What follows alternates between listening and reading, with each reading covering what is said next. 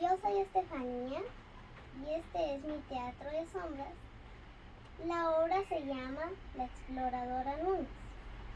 Había una vez una astronauta llamada Núñez que quería explorar todo el universo. Así que se montó a su nave y salió de la Tierra. Adiós, Tierra. Y aterrizó en Marte. Se bajó de su nave y se encontró a un extraterrestre llamado Pix. Pix estaba muy asustado. Así que Núñez dijo: hola, ¿cómo te llamas? Me llamo Pix. Yo me llamo Núñez. Vine a explorar todo el universo. ¿Quieres viajar conmigo y explorar el universo? Sí, yo también vine a explorar.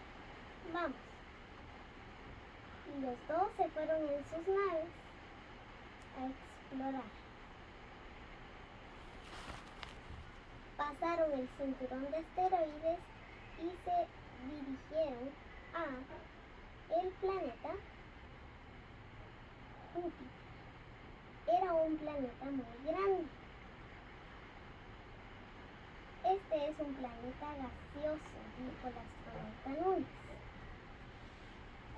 Esa mancha que tiene ahí significa que es una gran tormenta. El marciano no sabía muchas cosas sobre Júpiter. Entonces siguieron explorando y juntos en sus naves se dirigieron a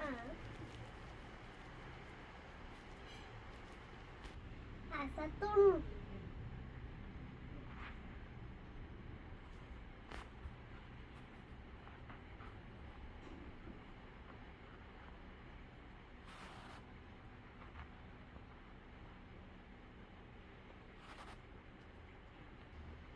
¡Wow! ¡Mira!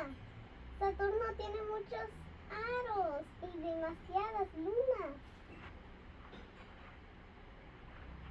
Pix y la astronauta Núñez estaban encantados con Saturno, así que decidieron seguir explorando todo el universo y convertirse en los mejores exploradores del universo.